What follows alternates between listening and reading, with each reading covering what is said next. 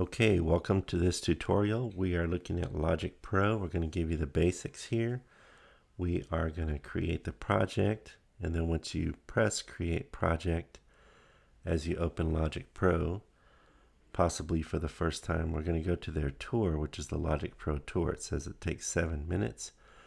We're going to be learning the main working areas of LogicPro, the interface, and it shows us how to access different things, namely the browser, the tracks area and live loops, the audio and MIDI editors, plugins and mixer, inspector, and then the play surfaces. So we're going to go ahead and start this lesson with you, and we're going to restart from the beginning.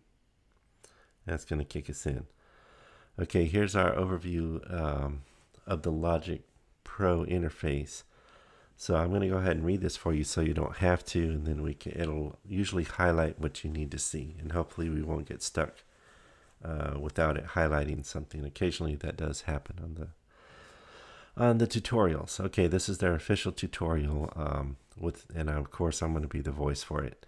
Welcome to LogicPro. In LogicPro, you can show or hide parts of the app to optimize your workflow for different tasks, such as creating beats, recording, arranging, or mixing. This tour introduces key working areas and shows you how to access them. So we know that. So we're going to continue. Step 2 of 17. Okay, the browser is being highlighted in the lower left, so we can see where to go. That's called the browser. In the browser, you can browse or search for patches, loops, presets, and other content to add to your project. Tap the browser button to open the browser. Okay, so that's what we do. We tap it, and you can try to do what they say to do. Usually they won't take you to the next step until you actually try to do what they say. And sometimes they don't highlight it, so you got to be careful. We got to make sure we can make it through the whole way here. So the browser, okay, once we're there. In the browser, you can browse or search for patches, loops, presets, and other content to add to your project. So tap the browser button to open the browser. Okay, we did that. And we tapped it.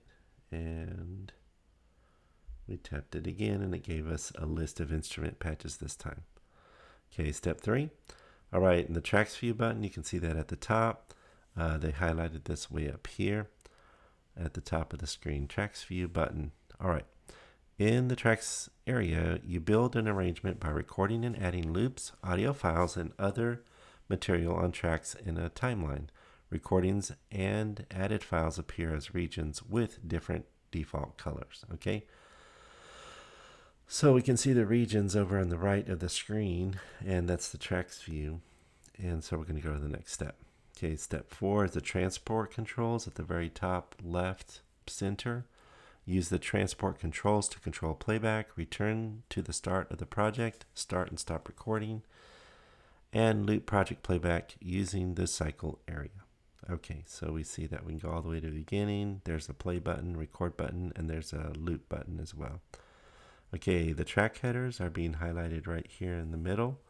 These are called track headers. Now, each track has a name, an icon, and a set of track controls, including mute and solo buttons. Swipe right on the track icon or the track list to show the track controls. So let's try that right now. So we're going to swipe, and it gives us a few more controls, and that's what that does. And we can rename tracks, of course, at some point, and we can see a little icon of the type of instrument. And so we'll continue. I don't know what these buttons over here mean. Those can be either track names or whatever. Okay. Okay, step 6, the editors are at the bottom. You can see it highlighted in the center bottom. It looks like a little pencil. You can edit regions or cells in a close-up view in the editors. Tap a track or region. Then tap the editors button to open the editor for that region type. Okay, so we're going to go ahead and tap that. And here we're looking at the piano roll, and it shows us the events, the MIDI events on, in this case, Dreamy Piano track. Okay, so we have a function button there as well. Tap a green MIDI region to open the piano roll editor. So a green MIDI region could be any of this. I don't think it's talking about the top part. It's talking about this section, this region where it's green here. MIDI notes appear as colored bars that you can move, resize, and edit in other ways. Use the function buttons to trim regions, edit or brush in MIDI notes, and adjust note velocity. Okay, so there's a function button right there. There's a pencil, and we can grab these notes, make them longer, shorter. We can move them, and it will also play it for us. And I made that note really long, and then I just made it disappear. Okay, I don't know how to make that shorter yet. I think I can drag it. Yes, that's what I thought I could do. Okay, now the audio level is really loud right now, but maybe it's not too loud for you. Okay, and then we can add notes, and we can pencil those in, and we can brush notes in possibly a different way. I'm not sure how the brush works yet. Okay, but back, so we'll have to figure that out later, but we have the function button. We pop in our notes, and that's just that one particular track. It's called Dreamy Piano. Okay, so we tapped the green MIDI section, and we added some notes, and we used the pencil button for that on the function button. Okay, step 8. We have an audio editor, so it has the audio region to the right. Tap a blue audio region, so maybe this blue audio region. That's actual audio, either pre-recorded or recorded by yourself, which shows the waveform for the region. We use the function buttons to trim, loop, split, or stretch audio regions. Okay, so here's the function button here. There's a loop, there's a split, there's a stretch, and then those are the main things. And that's the trim again, loop, split, and function. Okay, so we'll have to fiddle with that later, and I think we would highlight, oh, we are here, we could probably highlight something. We just bumped it. And let's try to trim this real quick. So once you touch the blue, it brings up this other section, and I think you could edit. You could repeat a region, and I don't know how to highlight that the best way yet.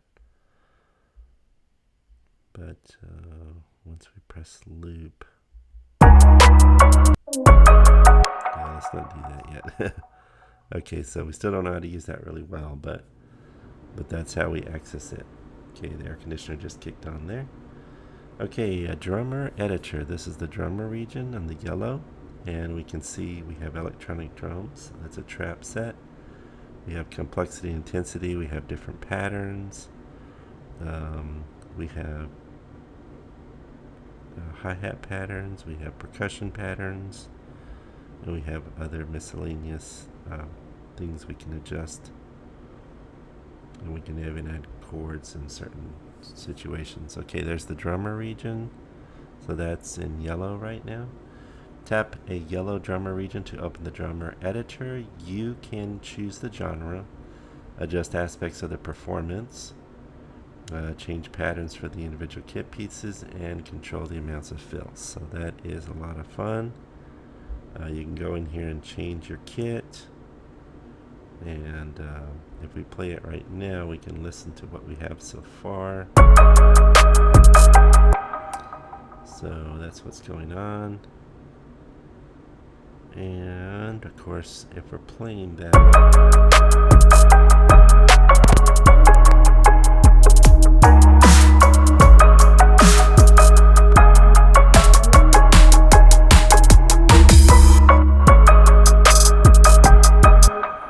so we can do that.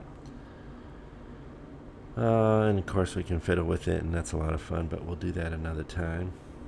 So now step 10, we have the violet pattern. Right here is the pattern region. So tap a violet pattern region to open the step sequencer. You can create repeating patterns with either drum and percussion sounds or pitch software instruments. activate steps by tapping them. So we can add different steps here, just plug it in and get rid of them. And then we can maybe solo that track this time. We kind of messed it up a little bit. Let's go back to the beginning.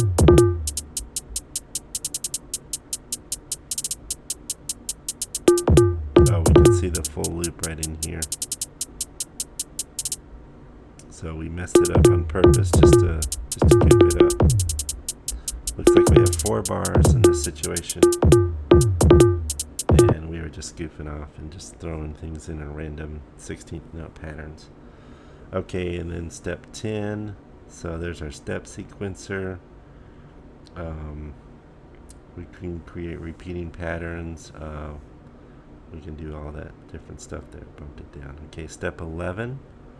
Choose the working areas. So whenever there are too many working areas open, you can simply double tap an empty part of the view control bar to close them and return to the tracks area. So we can do this. We can bump that down.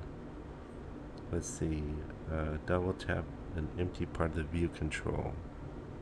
Well, let's take this solo off first.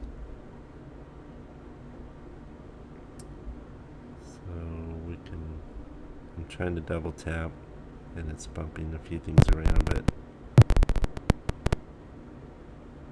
and of course we can always close things down like this. Let's see if we can bump this up. So double tap an empty part of the view control. I kind of forgot which part was the view control, so this is what I'm talking about when you get into some of this. You forget what's what and they don't highlight it. You just have to kind of remember what's what at some point. So this is where I got stuck here on step 11. So simply double tap an empty part of the view control. So an empty part, there's not a lot of empty parts. So I'm going to go ahead and get rid of this. And this little thing's getting blocked out right now too. There, let's move that. That's better. Okay, so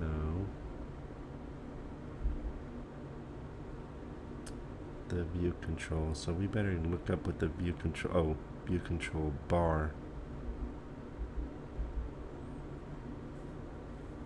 Okay, view control bar. So it's a bar. It's not just an area.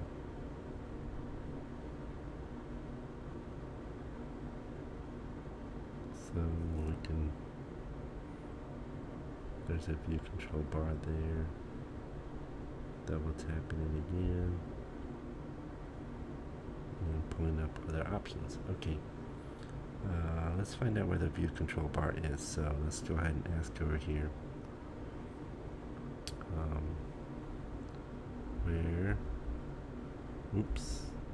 Where is the view control bar in LogicPro?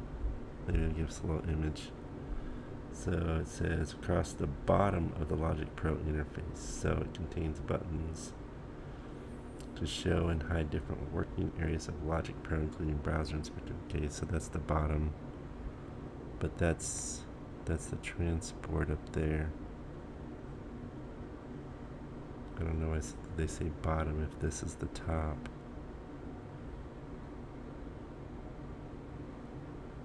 So maybe we should go into the picture some more. Okay, so that is the top and this is the bottom. Okay, so yeah, you can double tap the editors. Yeah, here's the tip again. You can quickly close all working areas except tracks area or live loops grid by double tapping the view control bar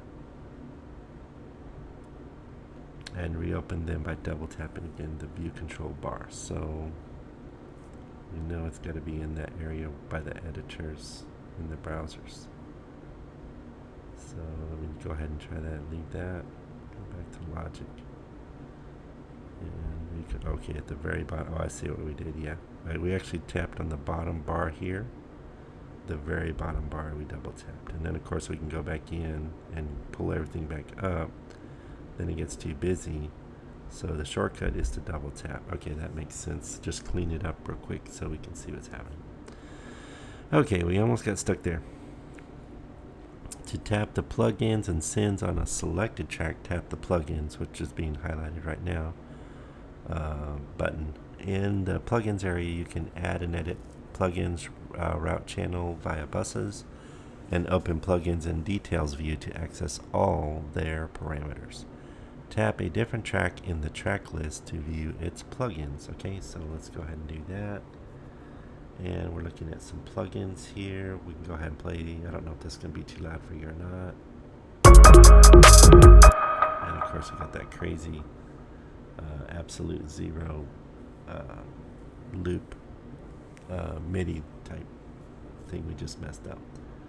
But if we want to go backwards, of course, we can do this thing here. Oop.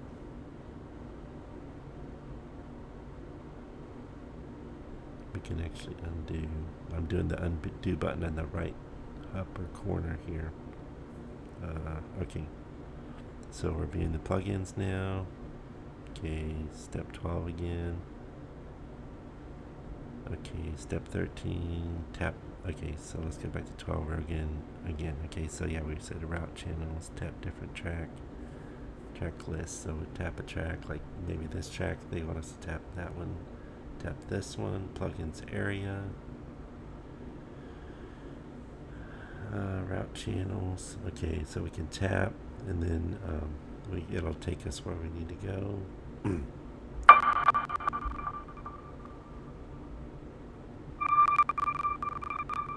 Okay, to view the plugins and sends on a selected track, tap the plugins. We read that in the tap in. Okay, so we did that. Route channels, yep. We can tap different tracks. Okay, we did that. Step 13. Alright, now we're talking about the mixer. Tap the mixer button to open the mixer. You can view channel strips, adjust volume and pan, solo and mute channels individually, add and edit plugins, and manage signal routing for the project. Try rotating your iPad to portrait mode to see more of the mixer. Yeah, that's a good idea sometimes. So let's rotate it real quick. I don't know what will happen on the video. So we're here, and that's what we did. Okay, nice. Yeah, that does give us a really nice view of the mixer, and it shows us what is being plugged in, and we can fiddle with it better. Whereas in this view, we really can't see all the plugins so easily. We can do it different ways, but that was a great suggestion. Turn it to portrait mode. Okay, so we got the mixer, and if we want to get rid of the mixer again, we double tap. We double tap the bottom bar. Ooh, I like that. Yeah, we got to see more of the mixer. That was really nice, especially for the iPad here. Okay, and now we're highlighting the lower left corner. Tap the inspector button to open the inspector. Wow, what is the inspector? You can view and adjust parameters for the selected region, the cell, the track, and more.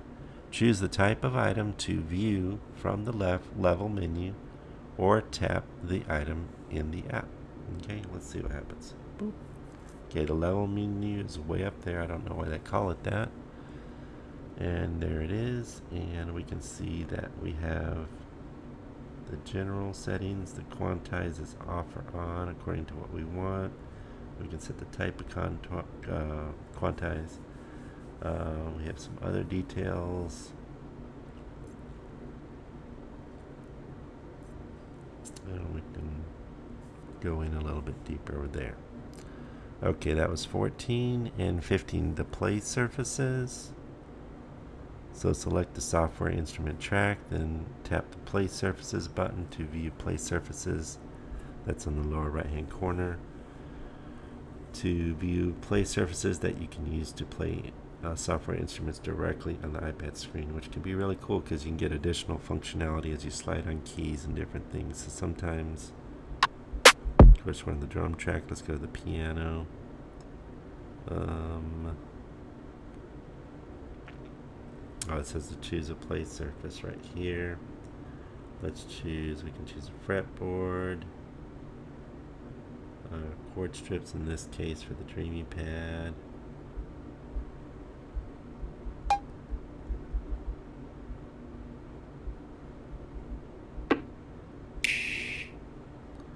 Let's go down here.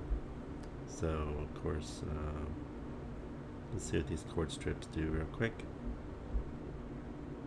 Choose a play surface. I did. I'm not hearing anything yet because it's probably not made for that yet. Okay, select the software instrument. Oh, we don't want to lock that. At least I don't want to. Okay, back to the drum pads.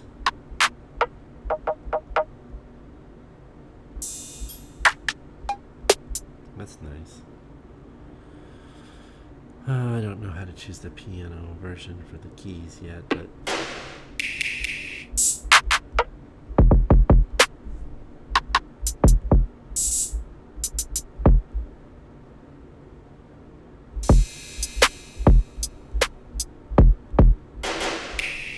nice.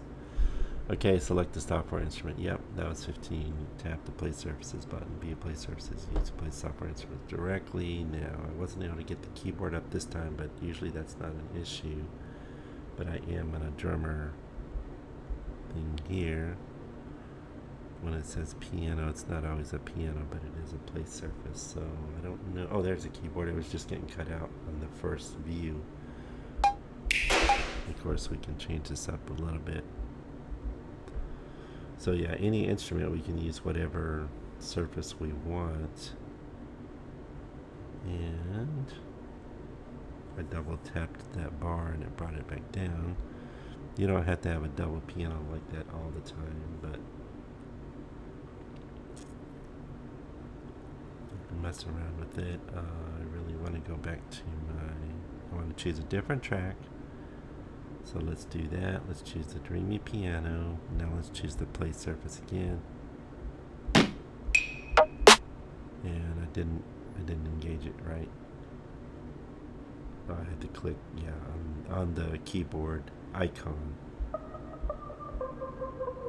Yeah, this is the default keyboard look here.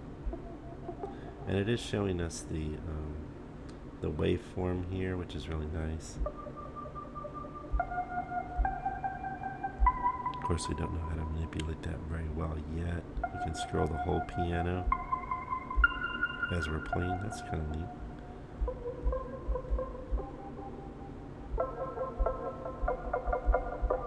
And we're just playing that on the iPad. And of course, if we don't like, or that's actually some, oh, that's the waveform. That's what that is. And we can fiddle with the delay and direction mixer and different effects. And here's the chroma verb. I'm not going to get into that yet. We have a nice little compressor on there. We can add other audio effects. Okay, great. Wow, that's nice.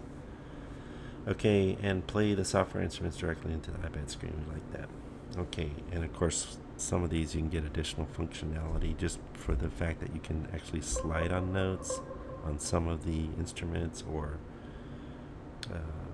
do some different engagement with the pad. Alright, live loops, step 16. Tap the play surfaces button to close the play surface and continue the lesson. So they highlighted that.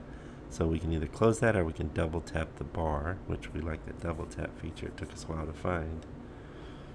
And that was, let's see. So we have the live loops up there. We can tap the grid view button to show live loops. Let's do that in a second. That's in the left hand upper corner. You can play, arrange, and record cells freely. Wow. In the live loops grid. Tap cells to start them playing and control scenes, columns, using triggers. You can also edit cells in several ways. Ooh, we can trigger people. This can be good. So I just clicked that and I clicked it again. Okay, so this is kind of walking us through tap. So live loop cells play rather than tracks in the tracks area.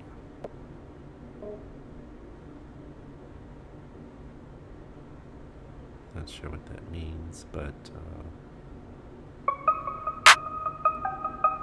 we can tap an individual piece within, similar to like GarageBand. That's pretty cool. We can trigger it. Let's stop it. Oh, no, that one records. Let's go back to stop at the top. Control. And let's go back to the beginning. Alright, and I didn't understand what that little thing here was on the side. Not sure what that meant. Let me read it one more time. Tap the cells to start them playing. Okay, yeah. Oh, we can just press play, but there's nothing there. Okay. Oh, yeah. That's like a column. That's like a column right there, right there. It's like a column. Okay, we got that. So tap cells to start them playing and control scenes, columns. Using triggers, you can also edit cells in several ways. Okay, so we didn't really understand what this little side area was over to the right yet. Tap the grid view button to show live loops. You can play, arrange, record cells freely. Yeah, live loops grid. So the grid is, I guess, the whole layout. And control scenes, columns using triggers. You can also edit cells in several ways. Yeah, we'll discover that later. Okay, conclusion. Now you're ready to explore creating music with Logic Pro. And then you can view another lesson using the links below, like record a vocal or instrument part, create a beat with step sequencer. That's the one I messed around with, just being goofy and getting a crazy pattern that made no sense. To learn more about Logic Pro, read the Logic Pro Basics chapter in the Logic Pro User Guide. Okay, so these tutorials are pretty good. They're a little bit, they kind of force you to learn to press the right area and use it. Sometimes you get lost, but just had to stop and look it up. So it takes a few minutes. It took us longer than 7 minutes for sure, but there we are. We could save that as a project, or we could just end the lesson. Okay, so those live loops are pretty cool, and we can just pick different ones. Sample on the left, and we can drag it. We can go select different ways.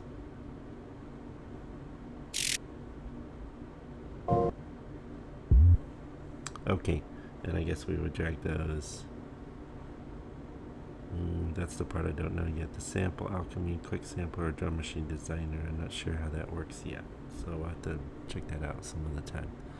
Okay, that's it for this time. We're going to shut down Logic Pro. We're going to say goodbye.